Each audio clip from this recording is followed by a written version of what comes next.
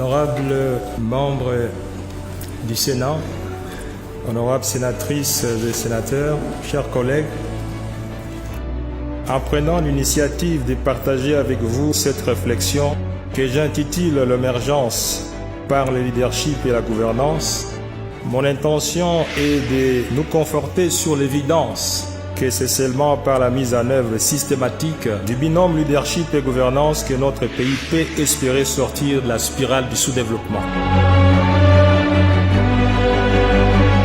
Pays aux dimensions continentales, disposant de ressources immenses et diversifiées, faune, flore, terres arables, hydrographie, et que d'aucuns considèrent comme unique au monde, plus de la moitié des réserves mondiales du cobalt, 10% de celles du cuivre, 30% de celles du diamant et plus de 70% des réserves du coltan, un minerai qui entre dans la composition des produits de haute technologie tels que les ordinateurs et les téléphones portables. La RDC, scandale géologique, ne devrait pas demeurer à la traîne du processus de progrès et de développement des nations. Alors que la RDC se trouve dans les top 10 des pays les mieux dotés en ressources minières au monde, elle se trouve aussi dans les top 10 des pays les plus pauvres du monde. Nous fondons sur l'affirmation de Jacques Baudin, selon laquelle il n'y a de richesse que d'hommes. L'on peut dire, devant ces tableaux alarmants, que la RDC serait plutôt pauvre de ces hommes qui ne feraient pas suffisamment preuve de leadership et de gouvernance dans la gestion des affaires publiques.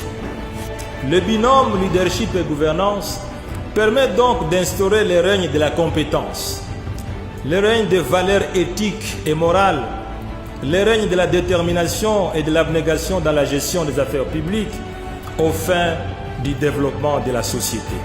On construit aussi le leadership en investissant suffisamment sur l'homme. Non, c'est une très bonne initiative. Je pense qu'il faut féliciter le collègue, l'honorable sénateur Matata Ponyo Mapon. Je pense que cette communication est importante. Elle a permis de nous sensibiliser sur l'importance du leadership et de la bonne gouvernance. Le fait qu'un pays ne peut pas se développer en ne comptant que sur des ressources naturelles. Les ressources naturelles, c'est bon, mais le plus important, c'est l'homme. C'est l'homme qui doit être au centre du développement. La bonne gouvernance part de l'homme.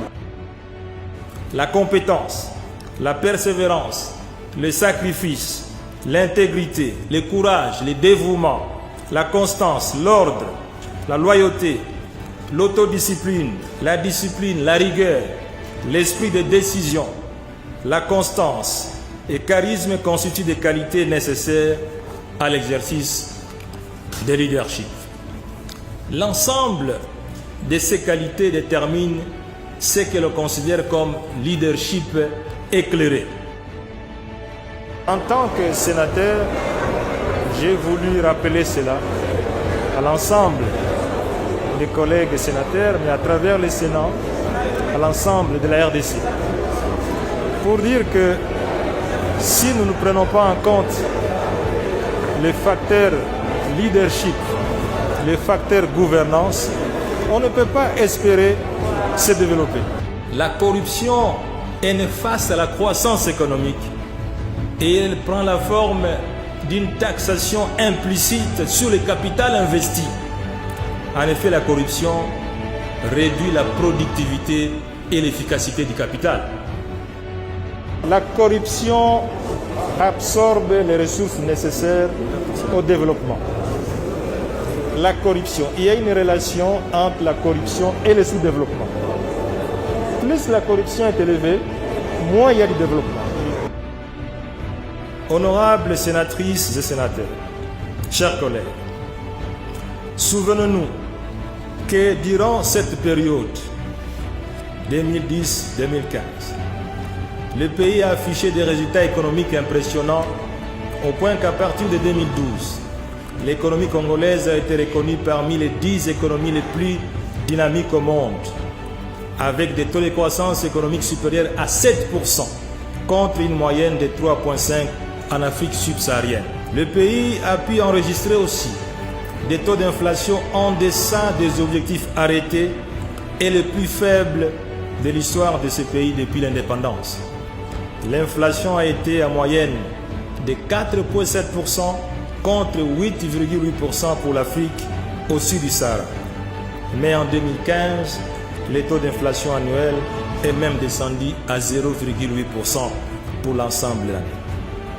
Le taux d'échange du franc congolais par rapport au dollar américain est resté au cours de cette période aux environs de 925 francs congolais les dollars pendant près de 5 ans, que d'aucuns se demandaient si la RDC avait basculé dans le régime d'échange fixe.